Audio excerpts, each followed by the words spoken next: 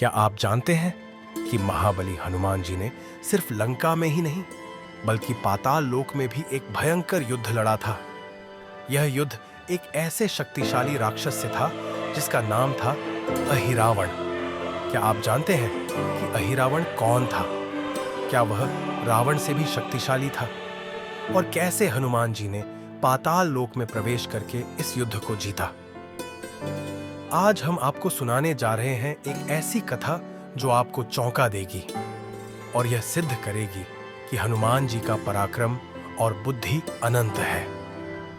क्या आप इस कथा को जानने के लिए तैयार हैं? रावण ने जब देखा कि उसकी सेना श्रीराम और वानर सेना के सामने पराजित हो रही है, तो उसने अपने मायावी भाई अहिरावण को बुलाया। अहिरावण तंत्र मंत्र और मायावी शक्तियों में निपुण था। वह पाताल लोक का राजा था और उसकी सेना अजेय मानी जाती थी।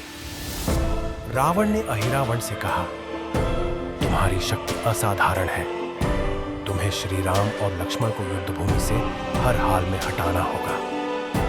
अहिरावण मुस्कुराया और बोला, हे लंकेश, मैं श्री राम और लक्ष्मण को बिना युद्ध किए ही पराजित कर दूंगा।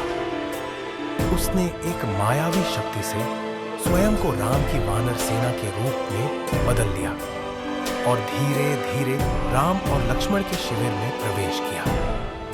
जब सभी वानर सेनानी गहरी नींद में थे, तब अहिरावण ने अपने तांत्रिक जाल से श्री राम और लक्ष्मण को अदृश्य कर दिया और उन्हें पाताल लोक ले गया। हनुमान जी जब शिविर में पहुंचे तो उन्होंने देखा कि श्री राम और लक्ष्मण वहां नहीं थे। उनका हृदय क्रोध और चिंता से भर गया। तभी वानरों ने बताया कि रात में एक रहस्यमयी शक्ति ने उन्हें अगवा कर लिया। हनुमान जी ने अपनी दिव्य दृष्टि से देखा और उन्हें एक गुप्त सुरंग दिखी जो पाताल लोक की ओर जा रही थी। उन्होंने तुरंत संकल्प लिया, जिसने मेरे स्वामी को अगवा किया है, वह चाहे कितनी भी शक्तिशाली शक्ति क्यों न हो, मैं उसे नष्ट कर दूंगा। हनुमान जी अत्यंत तेज गति से पाताल लोक की ओर कूद गए और सुरंग के अंदर प्रवेश कर गए। हनुमान जी जैसे ही पाताल लोक पहुंचे तो उन्होंने देखा कि चारों ओर भयानक राक्षस पहरा दे रहे थे। उन्होंने बिना एक क्षण भी गंवाए उन राक्षसों को अपनी गदा से नष्ट करना शुरू कर दिया। उनके भयंकर आक्रमण से पूरा पाताल लोक गूंज उठा। यह सुनकर अहिरावण स्वयं महल से बाहर आया और उसने हनुमान जी से कहा, हे वानर, तुमने बहुत बड़ा साहस किया है। तुम मेरे पाताल लोक से जीवित नहीं लौट सकते।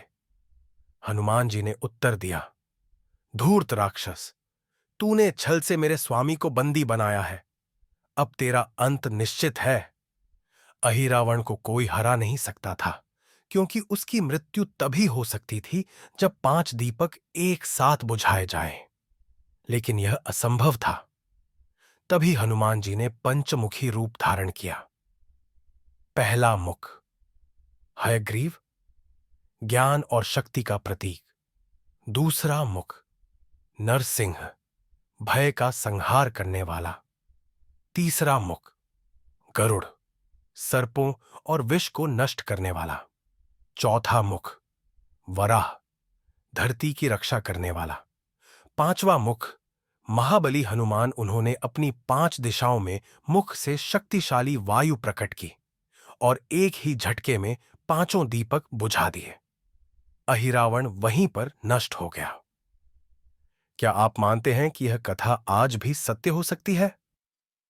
कमेंट में बताइए और इस वीडियो को लाइक और शेयर करें।